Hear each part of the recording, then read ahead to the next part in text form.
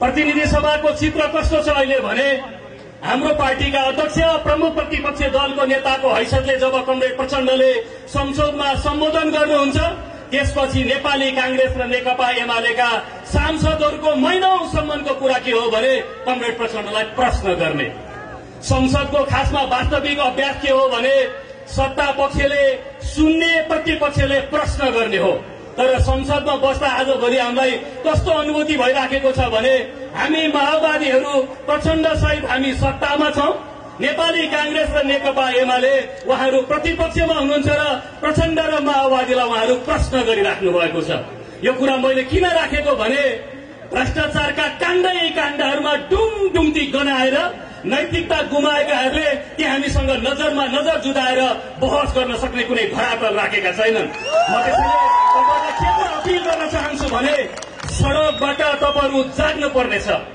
आगामी 15 गते समाजवादी मोर्चाले काठमाडौँमा एउटा भव्य प्रदर्शन गरेर मिल्क्याइएको होत्याइएको र सिनो झैं फ्याँकिसकेको पश्चगमन जसरी आउनका लागि हामीलाई चुनौती दिने कोसिस गरिराखेका छन् तिनलाई एकै दनकमा बसाल्नु पर्नेछ र सडक संघर्षलाई तताउने उद्घोष समाजवादी मोर्चाले गरेको छ। त्यसको नेतृत्व कमरेड प्रचण्डले गरिराख्नु भएको छ।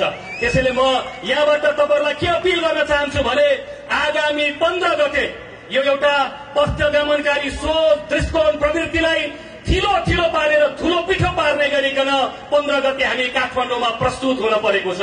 म तपाईहरुलाई पार्टीका तर्फबाट 15 गते सबै ताकतका साथ सबैलाई काठमाडौँमा उपस्थित हुनका निमित्त अपिल गर्न चाहन्छु। किन पनि भने यो भेगमा 35 वर्षसम्म राजावादीका प्रतिनिधिहरूले प्रतिनिधित्व गर्नुभयो।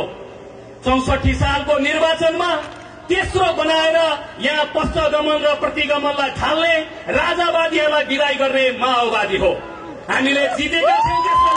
यो क्षेत्रबाट राजावादीहरूलाई पश्चगमनकारीहरूलाई सबभन्दा पहिले बढार्ने सबभन्दा पहिले विदा गर्ने कुराको नेतृत्व माओवादीले गरेको थियो। त्यसबेला माओवादीले जितेको क्षेत्र हो। त्यसैले यो क्षेत्रमा उभिएर हामीले तपाईहरुलाई काठमाडौँमा भेटौँला र धेरै कुरा यहाँ पार्टीका अध्यक्ष प्रमुख अतिथि हुनुहुन्छ उहाँले राख्नुहुनेछ। विकास निर्माणका अरू कुराहरू पूर्ववक्ता कमरेडहरूले गरि नै सक्नुभयो र विकास निर्माणमा लाग्यो भने सकिन्छ। तपाईले देख्नु भएको छ 1 नम्बर क्षेत्रबाट 2 नम्बरमा आएर उठेका साथीले हामीलाई तेजोवध गर्नुभयो। हामीले धैर्यताका पूर्वक राजनीतिक प्रतिवाद मात्रै गर्यौं, उहाँको जस्तो अराजकता देखाएन। उहाँलाई खाली के मात्रै फुर्सद छैन भने अर्काले हालिदिएको पैसा मैले हालिदिएको हो भनेर सामाजिक सञ्जालमा लेख्ने र आफ्ना आसेपासे 2-4 जना मान्छे बोक्ने र कैँची र रिबन बोकेर हिँडेर उद्घाटन गर्ने त्यो मात्रै कुरा हो। त्यसको एउटा मात्रै उदाहरण छ। बन्देउदेखि बारबिसे तातोपानी लिपिङसम्मको सडक आजको प्रमुख अतिथि प्रधानमन्त्री हुँदा 1 अरब 23 करोड पैसा उहाँहरूले राखिदिनु भएको थियो र अहिले हामीले पहल गरेर सरकारमा नहुँदा पनि म 1 नम्बर क्षेत्रको प्रतिनिधि हुनुको नाताले 3 अरब बजेटको सुनिश्चित गरेर ठेक्का लगाएर अरनीको राजमार्गलाई हामी अर्को बनाउँदैछौं। हामी त्यसरी काम गरेका छौं। 2 नम्बर क्षेत्रमा युवराजीले गरिराख्नु भएको छ। 1 नम्बरमा हामी गरिराखेका छौं। सिंगै सिन्धुपाल्चोक भरिका सारा जनताको जिम्मा हामीले लिने हो र 12 वटै गाउँपालिकामा हामी माओवादीले विजयको लाल झण्डा गाड्नेछौं। त्यो उसकोका साथ अगाडि जाउँ र अन्तिममा म खास गरिकन 62-63 सालमा जन्मेका युवा युवतीहरू बल्ल 20 वर्ष हुनुभयो।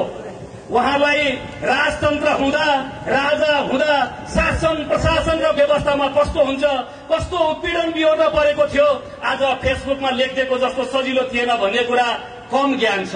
म यो मञ्चबाट यो आमसभाबाट अपिल गर्न चाहन्छु र तपाईँ अलि सिनियरहरूलाई उमेरका हिसाबले अगुवाहरूलाई के भन्न चाहन्छु भने हाम्रा नौजवान युवा युवतीहरू जो 62-63 मा जन्मे तिनका उमेर आज 20-22 हुन लाग्यो। उहाँहरूलाई राजतन्त्रका बारेमा थाहा छैन र सजिलै हल्का टिप्पणी गरिदिन्छन्। अहिलेका नेता र पार्टीहरू भन्दा त बरु राजा नै ठिक थियो।